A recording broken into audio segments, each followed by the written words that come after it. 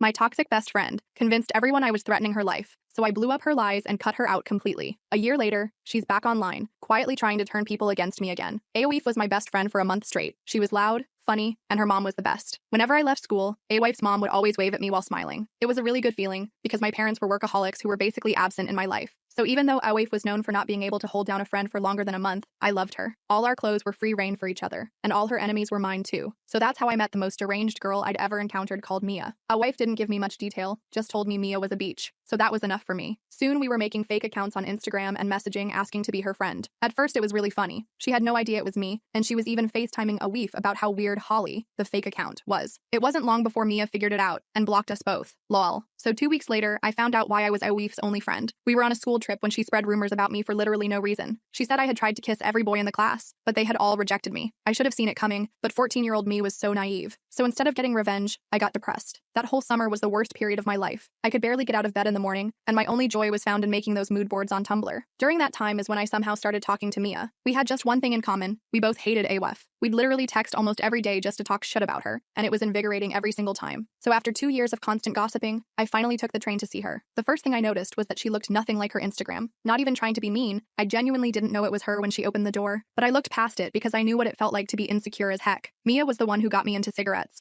and whenever we met up, we would play GTA or talk about our shitty exes together. We were the stereotypical 16-year-old duo until vid hit. Every day she was posting on her Snapchat private story about how little she was eating, how she had gotten a special high-caloric drink from the doctors but wasn't drinking it, how she was eating literally nothing every single day. It worried me a lot, and we'd even have fights where I tried to get her to eat, where I tried to tell her that control didn't have to be found in starvation. I even sent her those Eat With Me TikToks to remind her that eating is something that is necessary and not weird or bad. Meanwhile, I was going through the worst time of my life. My granddad had suddenly passed, and I myself was eating so little that I could barely walk without feeling extreme pain in my calves. But whenever I tried to talk about myself, she would either leave me undelivered or shift the conversation back to her problems. So I just let myself be her therapist, because it was better than being alone. But then I noticed the cracks in her story. When school started again, she was posting herself in her uniform and talking about how much she was dreading it. The weird part was that she told me she hadn't eaten in days. Whenever I tell people this story, they always say, "Oh, but you can still function when you don't eat blah blah." No, if you are starving for weeks on end, with zero food, you will not be able to go to school and act normally. But I was just a 16-year-old who wanted to believe my friends could do no wrong. So I never questioned her, and that's when our friendship ended over a pair of AirPods. You see, my friend Liam had gone to Mia's house with me before vid and left his AirPods behind. So by this point, months later, he was practically itching for them back. He even offered to stand outside her house and she could throw it outside her bedroom window. And when Mia refused with the excuse of being too busy, even I started getting suspicious. And Liam was the opposite of me. He was assertive and not afraid to step on people's toes. So one day, he asked me if I could go to her house with him to get the AirPods. At this point, he was the only one who didn't treat me like a piece of shit stuck on the bottom of their shoe. So I caved. On the way there, I texted Mia saying me and Liam were coming to collect the AirPods. Suddenly my phone was buzzing with a wall of excuses. I'm at my aunt's house. My bedroom door is locked from the outside. Leave me alone, were all messages she actually sent. I started crying and begging Liam to turn back and get them another time, but he wasn't budging. That's how he ended up at Mia's front door, asking his sister to get the AirPods for him. Lo and behold, the room was unlocked, and he got his AirPods back. There were scratches all over them, and they had earwax he didn't recognize. That's when I finally realized she was a lying beach, and I blocked her. But the next day, I was once again faced with the reality of how naive I truly was. Because unlike Awif, Mia wasn't going down without a fight, and soon my life was turned upside down in ways I couldn't have imagined. That night after blocking her, I slept fitfully, waking frequently to check my phone for notifications that weren't there. The silence from her end was almost more unsettling than an angry response would have been. I kept expecting something, a text from an unknown number, a message request, anything. But the quiet stretched on, building a false sense of security that would soon be shattered. One Friday afternoon, Mia was waiting for me at the school gates, her figure unmistakable even from a distance. I froze, unsure what to do, my heart hammering against my ribs. Even though her power had diminished, the sight of her still made my stomach knot with dread. "We need to talk," she said, her voice eerily calm, lacking the warmth it once held during our late-night calls. Alone, she stood with her weight shifted to one hip,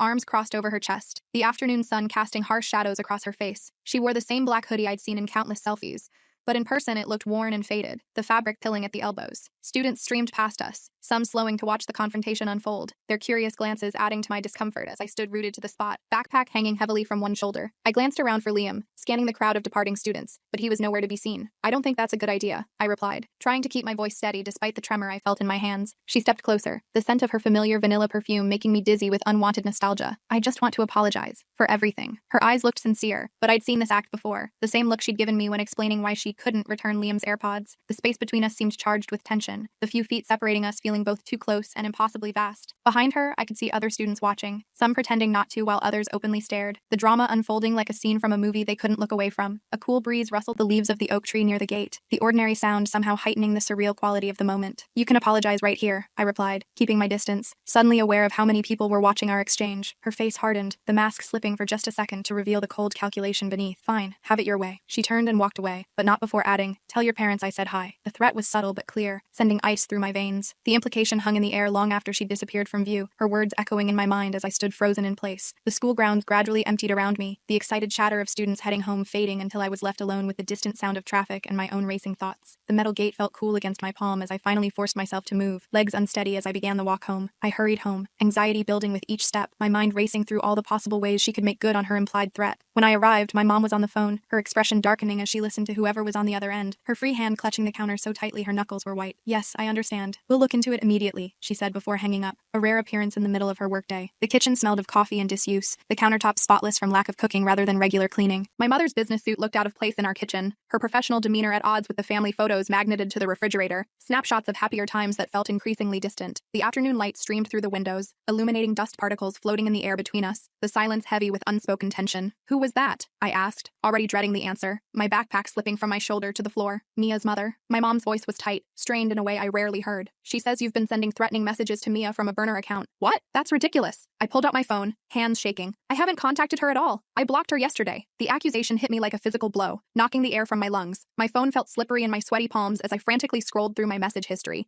searching for evidence to defend myself. The kitchen suddenly seemed too bright, too exposed, as if Mia could somehow see me through the windows, watching my panic with satisfaction from some hidden vantage point. My mom showed me screenshots Mia's mother had sent her. There were messages threatening to expose Mia and make her pay. All things I'd never say, but they were made to look like they came from me, the fabricated evidence so convincing it made my stomach drop. "These aren't from me," I insisted, my voice rising with desperation. "Mia's making fake accounts again, just like she did with those edited screenshots she sent around last week." The messages were displayed on my mother's phone, the blue text bubbles containing words I would never use, threats I would never make. The timestamps showed they had been sent late last night, during hours when my phone had been charging across my bedroom, untouched. Yet there was my name, my profile picture, attached to these vicious messages that seemed designed to paint me as unstable and dangerous. My parents exchanged looks, doubt clouding their features. After what had happened with the school, they were less quick to believe Mia, but uncertainty lingered in their eyes. "We believe you," my dad said, appearing from his home office for the first time in days. "But this girl seems determined to cause problems." My father looked tired, the lines around his eyes deeper than I remembered, his reading glasses perched on top of his head where he'd pushed them in his hurry to join the conversation. His presence was both comforting and strange, the familiar scent of his cologne mixing with the tension in the room, his rarely seen concerned expression reminding me of how serious the situation had become. That night, I called Liam and told him what happened, the words tumbling out between shaky breaths. "She's getting desperate," he said, his voice a comforting anchor in my storm of anxiety. "But we need to be careful. Save everything. Document all contact with her. Don't delete anything, even if it's upsetting." My bedroom felt like the only safe space left, the door firmly closed against the outside world. I sat cross-legged on my bed, phone pressed to my ear, the fairy light strung above my headboard casting a soft glow that couldn't quite dispel the darkness of the situation. Liam's voice through the speaker was steady and reassuring, a contrast to my own trembling words as I recounted every detail of the day's events. When I woke up the next day, I found a barrage of texts from unknown numbers, each one more vicious than the last. "Leave Mia alone," one read. "Everyone knows you're obsessed with her," said another. "Get help, psycho," a third demanded. I realized with horror that Mia had somehow gotten people to believe I was harassing her again, her web of manipulation extending far beyond our former friendship circle. The morning light filtering through my curtains seemed too cheerful for the dread pooling in my stomach as I scrolled through the messages. Each notification brought a fresh wave of anxiety, my thumb hovering over the screen as I debated whether to read or delete without opening. Some numbers I recognized as belonging to people from school, others were completely unknown, but all carried the same accusatory tone, the same twisted version of events that cast me as the villain. At school on Monday, the atmosphere had shifted, not as bad as before, but I could feel eyes on me, whispers following me down the hallway like persistent shadows. "Don't let it get to you," Liam said, walking beside me, his presence a shield against the stairs. "Mia's just trying to regain control. It's what she does." The hallways seemed narrower than usual, the fluorescent lights overhead harsh and unforgiving. Every locker slam made me jump, every burst of laughter from a group of students making me wonder if I was the subject of their amusement. The familiar school environment had transformed into hostile territory, the routine of changing classes now a gauntlet to be run between safe spaces where friendly faces could be found. But it was getting to me, seeping into my skin like poison. I'd thought this nightmare was over, but Mia was relentless, her determination to destroy me seemingly boundless. During lunch, I noticed a group of girls I didn't recognize staring at me from across the cafeteria, their hostile glares making me shrink in my seat. When I looked their way, they didn't even pretend not to be talking about me, one of them pointing openly in my direction. The cafeteria's usual cacophony of voices and clattering trays seemed to fade into the background, my focus narrowing to those unfamiliar faces and their undisguised contempt. My appetite vanished instantly, the sandwich I'd packed sitting untouched on the table before me. The plastic chair felt uncomfortable beneath me, the distance to the exit suddenly seeming impossibly far, as if I were trapped in a fishbowl with everyone watching my every move. "Who are they?" I asked Liam, pushing my untouched food around my plate. "Friends of Mia from her dance class," he explained, his voice low. "She's been recruiting people outside school to back up her stories, creating her own army." After school, one of those girls, tall with sleek black hair and perfectly winged eyeliner, approached me in the parking lot, her steps purposeful. "You need to back off," she said, her voice carrying enough for nearby students to hear. "Mia told us everything." The girl moved with practiced confidence, her posture perfect as she blocked my path to the bus. Up close, I could see the expensive brand logo on her jacket, the gleam of real gold in her earrings catching the afternoon sunlight. She smelled of expensive perfume, her makeup flawlessly applied in a way that spoke of hours of practice and YouTube tutorials. Everything about her exuded the kind of effortless privilege that made my thrift store clothes and drugstore makeup feel suddenly inadequate. "Whatever she told you is a lie," I replied, trying to keep my voice steady despite the heat rising to my face. The girl smirked, looking me up and down with undisguised contempt. "She showed us the messages you sent her. Pretty psycho stuff." "Those aren't from me," I insisted, clutching my backpack straps tightly. "Mia faked them. She's done this before." My voice sounded small even to my own ears, drowned out by the rumble of school buses and the chatter of students eager to head home. A small crowd had gathered at a safe distance, watching our confrontation with undisguised interest, some openly filming with their phones. The asphalt beneath my feet seemed to waver slightly, the stress of the moment making me lightheaded as I struggled to maintain my composure under the weight of so many judgmental gazes. "Right," she said sarcastically, flipping her hair over her shoulder, "just like you didn't steal from her either." As she walked away, I felt the ground shifting beneath me again, the fragile stability I'd been building crumbling away. How was Mia still able to convince people of her lies? The accusation hung in the air like poison, spreading to the watching crowd through whispers and significant looks. Theft was a new allegation, one I hadn't heard before, and the casual way she'd thrown it out suggested there were other stories circulating that hadn't reached me yet. The realization that Mia's campaign against me was evolving, growing more elaborate with each retelling, sent a chill down my spine despite the warm spring afternoon. That evening, I received an email from an account I didn't recognize. The subject line read, "I know the truth about Mia." Inside was a single line, "Meet me at the coffee shop on Main Street tomorrow at 4 p.m. if you want proof." My finger hovered over the delete button. It could easily be another of Mia's traps, but curiosity won out. The email arrived while I was attempting to focus on homework, the notification breaking my already fragile concentration. The sender's address was a jumble of numbers and letters, offering no clues about its origin. The mysterious message glowed on my screen in the growing darkness of my bedroom, the only light source as evening settled outside my window. I read and reread the cryptic invitation, analyzing each word for hidden meanings or traps, weighing the risk against my desperate need for allies. I showed Liam the email the next day, the two of us huddled in the corner of the library during free period. "It could be a trap," he warned, his brow furrowed with concern. "Mia might be trying to lure you somewhere, or it could be someone else she's manipulated," I countered, hope flickering despite my better judgment. "Someone who's finally seen through her." The library was quiet, except for the occasional turning of pages and the distant hum of the air conditioning. We sat at a table partially hidden by tall bookshelves, our voices barely above whispers as we debated the mysterious email. Sunlight streamed through the high windows, dust motes dancing in the golden beams that fell across the worn wooden table between us. The familiar smell of old books and floor polish created an atmosphere of normalcy that felt at odds with the conspiracy we were discussing. We decided to go together. Safety in numbers our only defense against whatever might await us. The coffee shop was busy when we arrived, the hum of conversation and espresso machines creating a comforting background noise. We ordered drinks and found a table with a clear view of the door, my eyes darting to every person who entered. The coffee shop was one of those trendy independent places with exposed brick walls and mismatched vintage furniture. The afternoon crowd was a mix of students with laptops and professionals having late meetings, the buzz of conversation providing welcome anonymity. Our table was near the back, giving us a strategic view of both the entrance and the emergency exit. Liam's suggestion that betrayed how seriously he was taking the situation. My hot chocolate sat untouched before me, the whipped cream slowly melting as my anxiety made it impossible to enjoy. At exactly 4 p.m., a girl with copper red hair walked in, her searching gaze sweeping the room. She looked around nervously before spotting us and making her way over,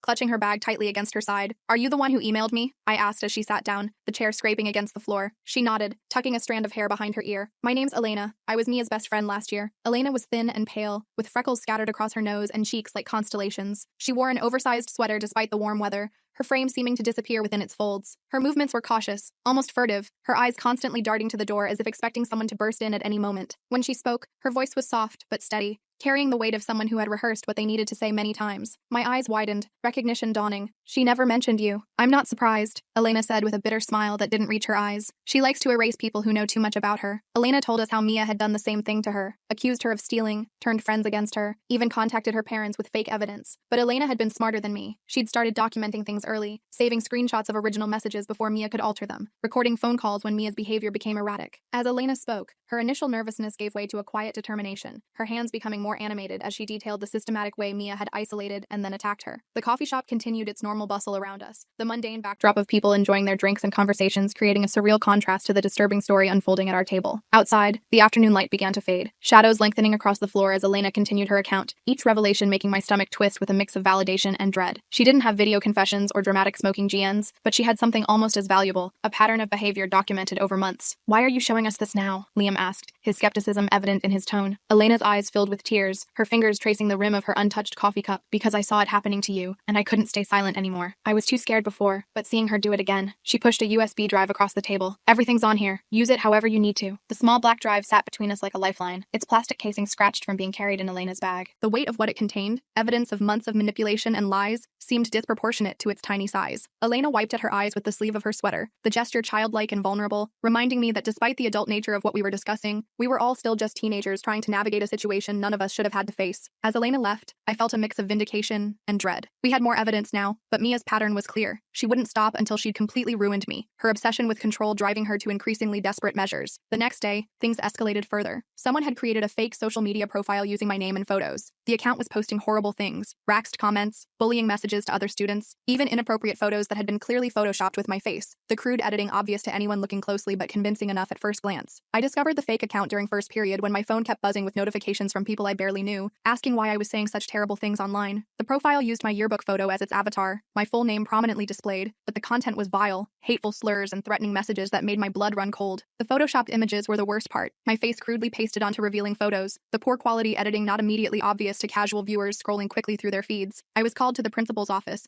where a concerned-looking Ms. Parker was waiting with printouts of the posts spread across her desk, like evidence at a trial. These are being attributed to you, she said, her voice measured but serious. Several parents have called to complain. It's not me, I said desperately, my voice cracking. Someone's pretending to be me. It has to be Mia. Please, you have to believe me. Ms. Parker's office was uncomfortably warm, the heating system working overtime against the spring chill outside. The walls were lined with framed diplomas and student artwork, attempts at creating a welcoming environment that failed to soften the gravity of the situation. The leather chair beneath me creaked as I shifted anxiously, the sound seeming unnaturally loud in the tense silence that followed my plea. Through the window behind Ms. Parker, I could see students crossing the courtyard between classes, their normal day continuing while mine imploded. Ms. Parker sighed, removing her glasses to rub the bridge of her nose. We're investigating, but in the meantime, I suggest you be very careful about your online presence. When I left the office, Liam was waiting, leaning against the wall with his arms crossed. What happened? He asked, falling into step beside me. I explained about the fake profile, each word tasting bitter on my tongue. His face darkened, jaw clenching. This has gone too far. We need to use what Elena gave us. The hallway was mostly empty, classes having already started, our voices echoing slightly against the rows of lockers. Liam's expression was thunderous, a muscle working in his jaw as he processed what I'd told him. His protective anger was both comforting and frightening. Comforting to have someone so firmly on my side, but frightening to see how serious the situation had become to provoke such a reaction from someone usually so measured. We spent that evening going through Elena's files, huddled over my laptop at my kitchen table. There was so much evidence of Mia's manipulation, not just with Elena, but with others too. Text messages where Mia admitted to making things up for fun, screenshots of her bragging to another friend about how easily people believed her stories, audio of a phone call where she threatened Elena when she tried to distance herself. The kitchen light cast harsh shadows across our faces as we scrolled through file after file,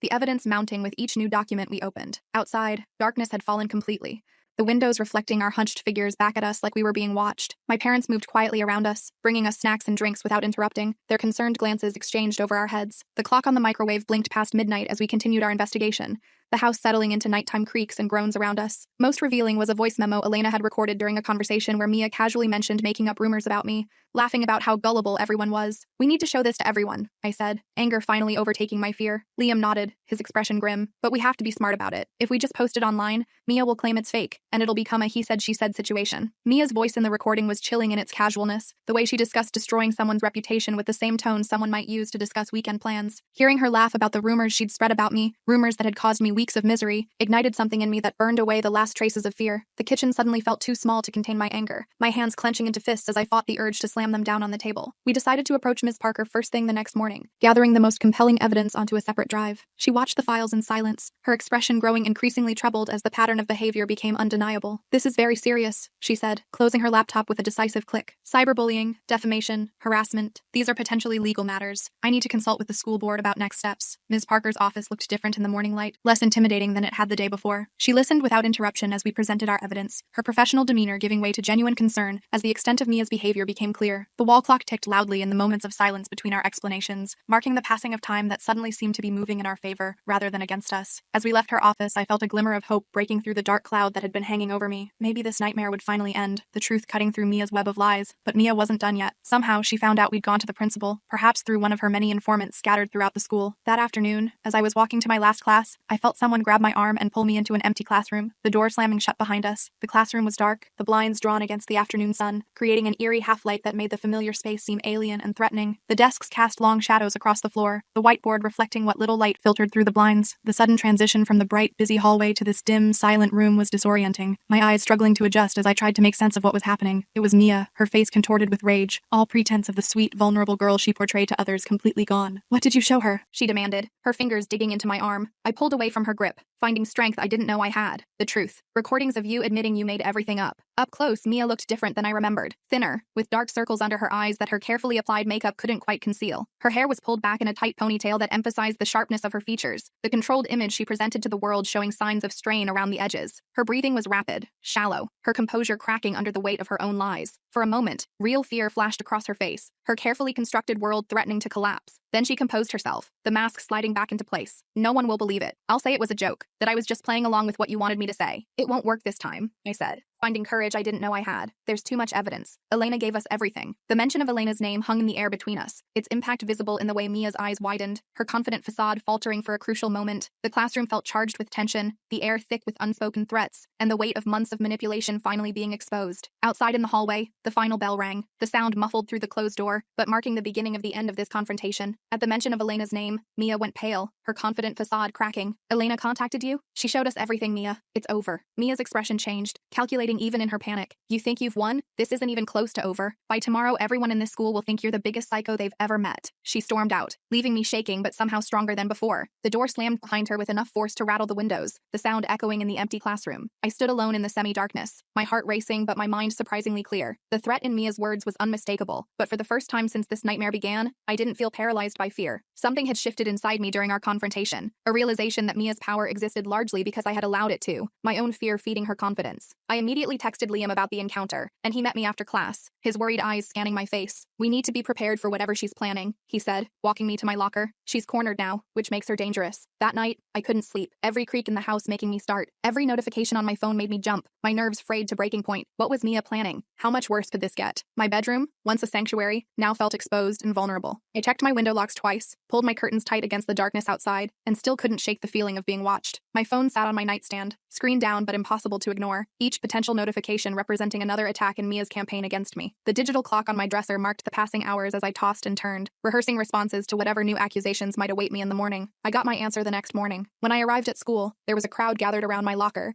the buzz of excited whispers filling the hallway. As I approached, people turned to stare at me, some with disgust, others with what looked like fear. My locker had been broken into, the metal door hanging open. Inside, someone had placed dozens of printed photos of Mia, her face crossed out with red marker, threatening words scrawled across them in handwriting that looked deliberately similar to mine. The hallway seemed to stretch endlessly as I approached my locker, each step bringing me closer to the center of attention I'd been dreading. The crowd parted slightly as I approached, creating a path that felt like walking to the gallows. The photos were arranged with disturbing care, plastered not just inside my locker but spilling out onto the door and surrounding wall, creating a collage of manufactured obsession. The red marker used to deface Mia's images was still uncapped, placed deliberately on the shelf of my locker like a signature left at a crime scene. There were also printed screenshots of disturbing messages supposedly from me to Mia, detailing how I wanted to hurt her, each one more graphic than the last. "I didn't do this," I said, my voice barely audible as a teacher pushed through the crowd, the students parting reluctantly. Mr. Ross, the vice principal, looked at the display with a grim expression, his bushy eyebrows drawn together. "Come with me," he said, his hand on my shoulder steering me away from the growing spectacle. The messages contained threats I would never make, violent fantasies described in language I would never use. Some students had their phones out, documenting the scene, ensuring that Mia's fabricated evidence would spread beyond those physically present. Mr. Ross's hand on my shoulder was firm, but not unkind as he guided me through the whispering crowd,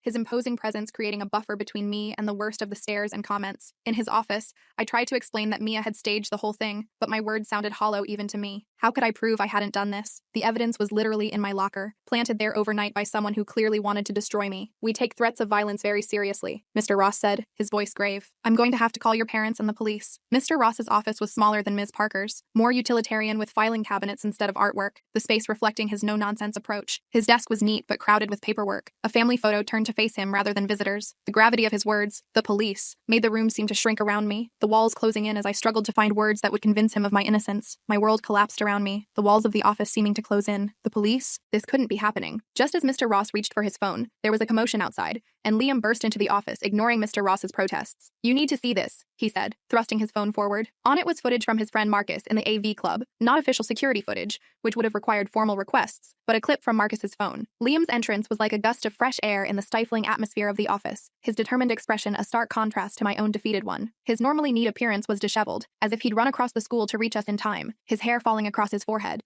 and his uniform shirt partially untucked. The phone in his outstretched hand trembled slightly with the urgency of his mission, the screen's glow illuminating his face in the dimly lit office. He'd been at school early for yearbook committee and had seen Mia near my locker, acting suspiciously. Sensing trouble, he'd recorded her planting the materials and breaking in, the video grainy but unmistakable. Mr. Ross stared at the video, then at me, his expression shifting from stern to concerned. Where did you get this? My friend Marcus is in AV club and was here early setting up for the morning announcements, Liam explained, the partial truth flowing easily. When he heard what happened, he showed me what he'd recorded. The video showed Mia clearly, her distinctive jacket and backpack visible as she worked quickly at my locker, occasionally glancing over her shoulder to check if anyone was watching. The timestamp in the corner confirmed it had been taken early that morning, well before most students arrived. Though the quality wasn't perfect, there was no mistaking her methodical movements as she arranged the photos and planted the evidence, her face occasionally visible in profile as she worked. The relief was overwhelming, my legs nearly giving out beneath me. Mr. Ross called Ms. Parker, and soon I was moved to her office while they reviewed the footage and discussed what to do, the adults speaking in hushed tones just outside the door. I'm so sorry about this, Ms. Parker said when she returned, genuine regret in her eyes. We should have taken more decisive action earlier. Ms. Parker's apology seemed to release something that had been wound tight inside me for weeks, the validation of finally being believed by an authority figure bringing tears to my eyes that I quickly blinked away. The morning sunlight streamed through her office window, warming my face as I sat in the now familiar chair across from her desk, the atmosphere completely different from my previous visits. On her desk, I noticed she had already started drafting an email to the school board, the subject line visible, urgent, disciplinary matter. By the end of the day, Mia had been suspended indefinitely pending a disciplinary hearing, the news spreading through the school like wildfire. The police weren't called, but Ms. Parker suggested my parents might want to consider a restraining order, the gravity of the situation finally penetrating their workaholic bubble. I thought it was finally over, the nightmare coming to an end at last. The hallways felt different as I walked to my final class that day. The whispers now centered on Mia rather than me, the tide of public opinion beginning its inevitable shift. Some students who had been openly hostile now avoided eye contact, embarrassed by their quick judgment. Others approached with awkward apologies, admitting they should have questioned what they were told. The weight that had been pressing on my chest for weeks seemed to lighten slightly with each step, each breath coming easier than the last. But that evening, as I was walking home, a car pulled up beside me, the engine's purr making me jump. Mia's older brother Kyle was driving, with Mia in the passenger seat, her face pale and drawn. Get in, Kyle said, his voice neither friendly nor threatening. Mia wants to talk. No way, I replied, backing away, my heart racing. Mia leaned across her brother, her eyes red-rimmed from crying. Please, she said, and for once she sounded genuinely desperate, stripped of her usual manipulation tactics. 5 minutes, that's all I'm asking. The car was a dark blue sedan, unremarkable except for the dent in the passenger door that I remembered from previous encounters. Kyle looked tired, his resemblance to Mia stronger in the fading light, both siblings sharing the same sharp features and intense gaze. The street was quiet, most people still at work or school activities, no witnesses to this unexpected confrontation. A dog barked in the distance, the ordinary sound emphasizing the surreal quality of the moment. Against my better judgment, curiosity and a strange sense of closure pushing me forward, I got in the back seat. Kyle drove us to a nearby park, and then left us alone on a bench, the late afternoon sun casting long shadows across the grass. I'm sorry, Mia said after a long silence, her voice small, for everything. I stared at her, searching for signs of manipulation, the practiced sincerity I'd seen so many times before. Why should I believe you? The park was nearly empty, just a mother with a toddler at the distant playground, and an elderly man walking a small dog along the perimeter path. The bench was positioned under an old oak tree, its new spring leaves creating a dappled pattern of sunlight and shadow that shifted with the gentle breeze. Mia sat with her shoulders hunched, her usual confident posture abandoned, making her seem smaller and younger than I remembered. You shouldn't, she admitted, picking at a loose thread on her sleeve. I've given you no reason to, but I'm being sent away, to live with my dad in another state. state. The school called my mom, and she can't deal with me anymore. I felt nothing but exhaustion, the emotional roller coaster of the past weeks leaving me drained. What do you want from me, Mia? I want you to understand, she said, her voice breaking. I've been seeing a therapist since what happened with Elena. My mom made me go. They say I have issues with abandonment and control. As she spoke, a leaf drifted down from the tree above, landing between us on the bench, a small natural interruption to the heavy conversation. Mia's admissions seemed to cost her something, each word coming with difficulty, her usual fluid manipulation replaced by halting sincerity. Her hands trembled slightly as she continued to pick at the thread, unraveling it further with each nervous tug, a physical manifestation of her unraveling control. That doesn't excuse what you did, I said, the words coming out sharper than intended. I know. She wiped at her eyes, mascara smudging beneath her fingers. But when you blocked me, after everything with the AirPods, it felt like everyone was leaving me again, and I couldn't handle it. Part of me wanted to believe her, to think she was finally taking responsibility, but I'd been fooled too many times, trust broken beyond repair. I hope you get the help you need, I said, standing up, brushing invisible dirt from my jeans. But I can't be part of your life anymore. The setting sun cast an orange glow across the park, lengthening shadows and softening edges in a way that made everything look slightly unreal. As I stood, my shadow stretched long across the grass, reaching toward the playground where the mother was now gathering her child to leave. The finality of my words hung in the air between us, marking the end of a chapter that had consumed so much of my life. As I walked away, she called after me, her voice carrying across the empty park. They're making me delete all my social media accounts. You won't have to worry about me anymore. I didn't look back, my steps carrying me forward into whatever came next. The next few weeks were strangely quiet, the absence of drama almost disorienting after so much chaos. Mia was gone, transferred to a school near her father's home according to the rumors that still circulated. The fake profiles disappeared, and gradually, the whispers about me faded, new school drama taking its place. The path through the park led me toward home, each step feeling lighter than the last, as if I were physically walking away from the weight of the past months. Birds called to each other in the trees overhead, ordinary sounds that somehow emphasized how extraordinary the situation had been. By the time I reached the park exit, Mia was no longer visible behind me, our final conversation already beginning to feel like something that had happened to someone else, a story I might tell someday when it no longer had the power to hurt. My parents, shaken by how close I'd come to serious trouble, started making more of an effort to be present. My mom even took a day off work to go shopping with me, something we hadn't done in years, the simple act of browsing stores together feeling like a revelation. We've been terrible parents, she admitted as we sat in a cafe, the confession surprising me. Always working, never really seeing what was happening in your life. The shopping mall was crowded with weekend shoppers, the normality of the scene a stark contrast to the drama of recent weeks. My mother looked different outside her usual business attire, more approachable in jeans and a casual sweater, her hair loose instead of in its usual tight bun. The cafe was noisy with conversation and the hiss of espresso machines, our table a small island of intimacy in the public space. Between us sat shopping bags containing clothes we'd picked out together, tangible evidence of a day spent reconnecting. You're not terrible, I said, surprised by how much I meant it despite years of resentment. Just absent sometimes. She reached across the table and squeezed my hand, her eyes suspiciously bright. We're going to do better, I promise. At school, things were slowly returning to normal. Some of the friends who had abandoned me during Mia's campaign tried to reconnect, their tentative smiles and invitations met with cautious acceptance. I was wary but not closed off, unwilling to isolate myself completely. The school hallways gradually transformed back into ordinary spaces rather than gauntlets to be run, the stares and whispers fading as new dramas and gossip took center stage. Spring was in full bloom, the campus grounds dotted with flowering trees and fresh grass that seemed to mirror my own cautious renewal. Even the cafeteria, once a battlefield of social anxiety, became just a place to eat lunch again, the tension that had made every meal an ordeal finally dissipating. The experience had taught me to be more careful about who I trusted, but I didn't want to let Mia's toxicity poison my ability to form connections.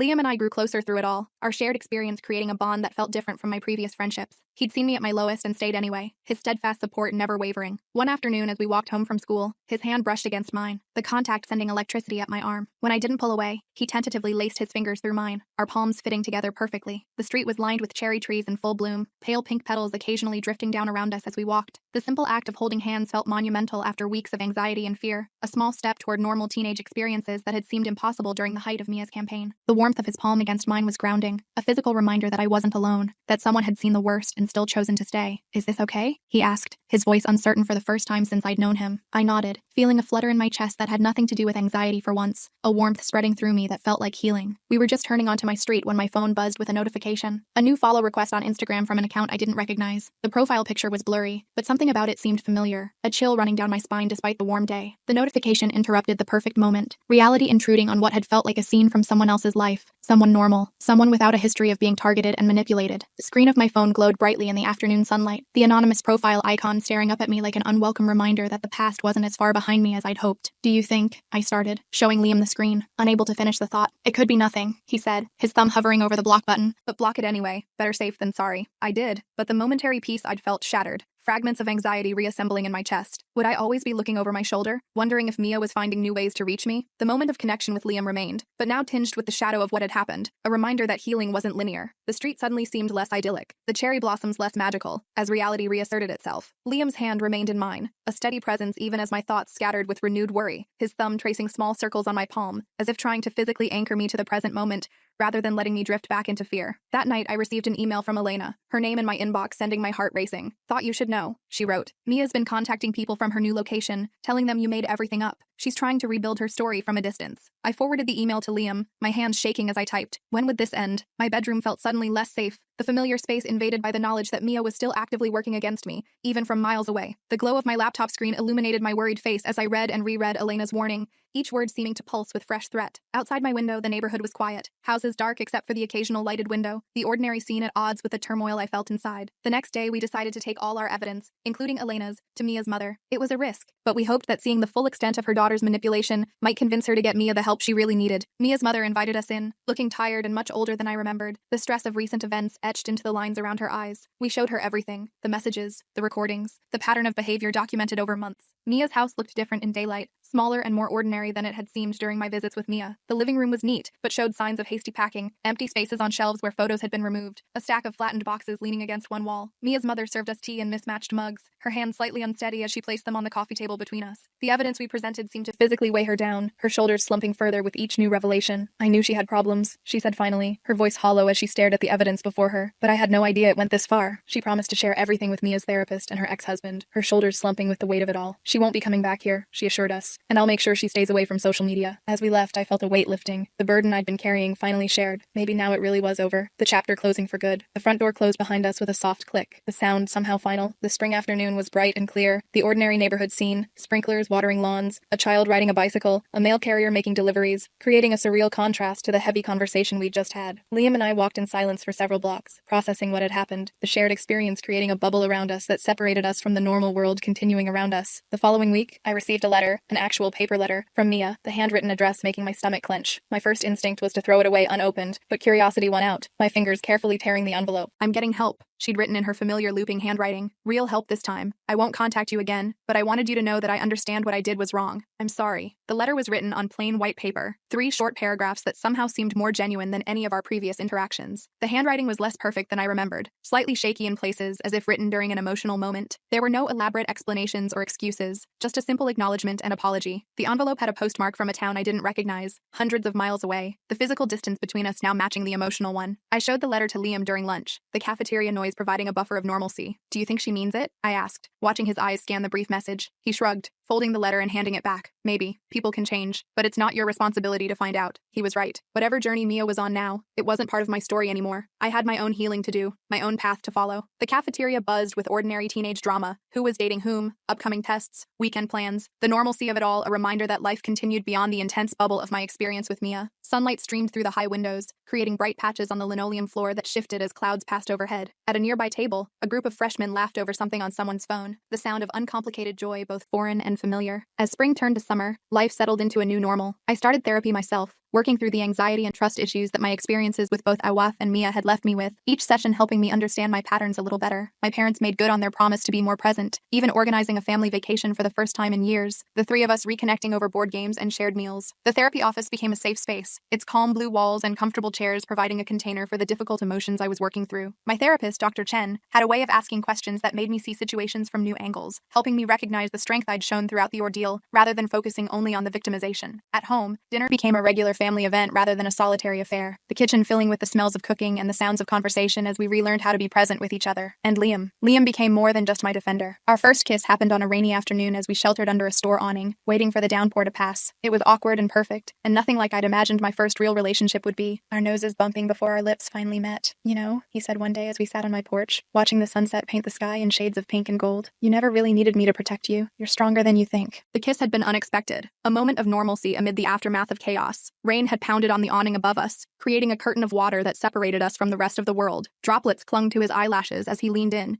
hesitating just long enough for me to close the final distance between us. That moment on the porch came weeks later, the summer evening warm and peaceful, fireflies beginning to appear in the gathering dusk. The wooden steps were still warm from the day's heat, crickets creating a soundtrack to our conversation. As darkness gradually claimed the neighborhood, I leaned against his shoulder, thinking about everything I'd survived, the betrayals and manipulations that had nearly broken me but somehow hadn't. Maybe I am, I admitted, the words feeling true for the first time, but I'm glad you were there anyway. The scars from Mia's manipulation would take time to fully heal, the trauma not something that disappeared overnight. I still flinched sometimes when my phone buzzed with an unknown notification, my heart racing until I confirmed it wasn't her. The physical sensations of anxiety remained, the sudden tightness in my chest when someone mentioned Mia's name, the way my hands would tremble slightly when I received a message request from an account I didn't recognize. Certain songs that reminded me of that time would make me change the station immediately, the associations too strong to ignore. Even walking past the coffee shop where we'd met Elena could trigger a flood of memories, my body remembering the stress before my mind could rationalize that the danger had passed. I was still cautious about new friendships, always watching for red flags I'd missed before, the lessons learned through pain not easily forgotten. But I was learning to trust my instincts again, to recognize the difference between real connections and toxic ones that only took without giving. And most importantly, I was learning that standing up for myself wasn't just about fighting back against people like Mia, it was about believing I deserved better in the first place, a lesson that would serve me long after high school drama faded into distant memory. The summer stretched ahead, full of ordinary teenage moments that now felt extraordinary after everything that had happened. Simple pleasures, swimming at the community pool, watching movies in Liam's basement, helping my mom plant flowers in our long-neglected garden, took on new significance. Each normal day was a victory, each moment of peace a reminder that I had survived and was slowly rebuilding. The path forward wasn't perfectly clear, but for the first time in months, I was looking ahead rather than constantly glancing over my shoulder, the future once again something to anticipate rather than dread.